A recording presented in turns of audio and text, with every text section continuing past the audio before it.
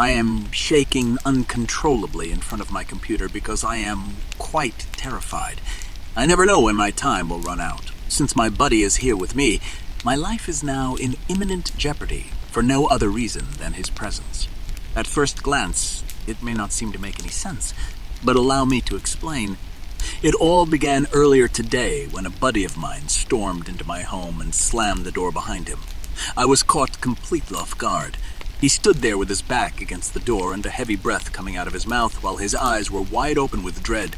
When I asked him what had occurred, he narrated this tale to me. Since his parents were traveling in Mexico, he had been staying with his aunt for the previous year. They were volunteering their services at a little hospital in the southern part of Mexico. The previous evening, a disheveled guy had made his way through the hospital's door. He was yelling in Spanish and looked to be completely out of his mind due to the anguish he was experiencing. They escorted him to a seat and encouraged him to take a seat there. After taking a few deep breaths, he began to retell his experience in English, which was heavily accented. He said that his sister had been murdered by El Muerto Blanco, which was something he referred to as a white ghost. He insisted over and over that the next victim would be him. They questioned him about what a Muerto Blanco was. Perplexed by the term, he explained that Le Muerto Blanco was the White Death from an old legend, projecting an expression of unfathomable terror on his face as he did so. She carries the spirit of a young woman who passed away many years ago. He said that she took her own life because she was lonely and felt neglected. She had such a profound aversion to life that she desired to erase all traces of herself from the face of the world. Her desire to fully erase all traces of her presence was so strong that once she passed away, she came back as a ghost intent on vengeance and was determined to eliminate anybody aware of her existence. He said that she is a girl, but that she is not a girl. She is still alive, but only in a limited sense. Her eyes are bloodshot and pitch black. She strolls about, yet it never seems as if she's moving 1 inch. She follows her prey about like wild animals, following them through rivers and valleys and then following the trail they leave behind back to their houses. You can never really be conscious that she is following you until you hear the unmistakable knock at your door, but even then, you are never truly aware that she is following you. As the legend has it, she knocks once for your skin, which she will use to mend her rotting flesh. She only wants it from you once. 2 times for your hair, which she will rip out of your head with her sharp fangs. It will cost her 3 times as much for your bones, which she will mold into clubs. 4 times for your heart, which she will rip out of your chest and throw into the fire. 5 times for your teeth, which she will then polish and store in a container. 6 times for your eyes, each of which she will carefully remove with her tweezers. 7 times for your soul, which she will consume in its whole. No matter where you go, the White Death will find you, and you will hear her dreadful knocking begin on the door. She will not stop until she has you. You may make an effort to outrun her, but she is far faster than any man in this world. If you run away from your house when she is banging on your door, she will pursue you no matter where you go.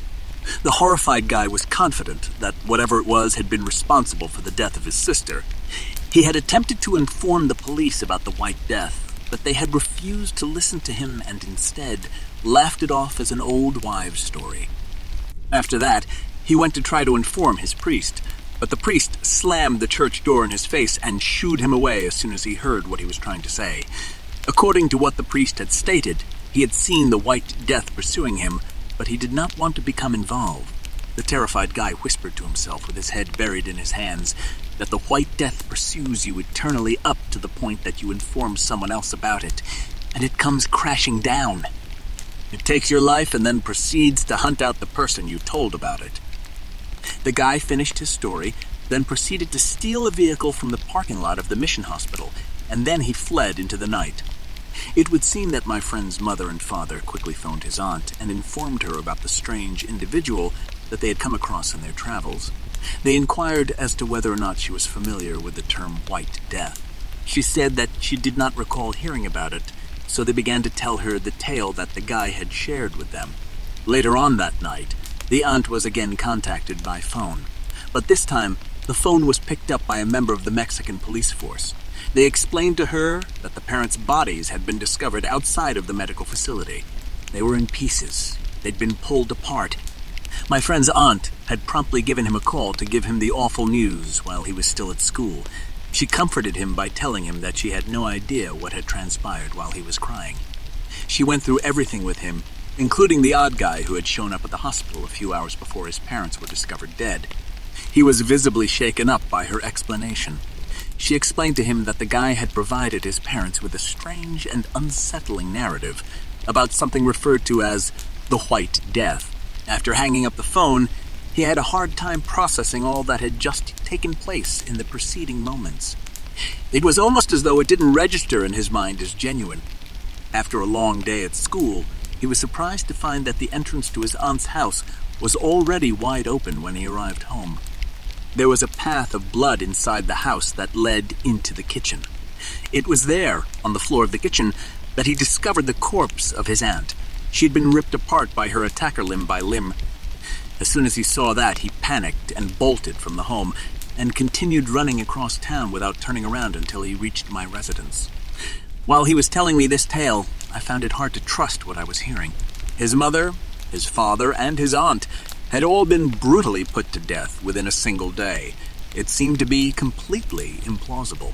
The sound of someone banging on my front door, though, caused both my companion and myself to jerk back in shock before I ever had the chance to say a word.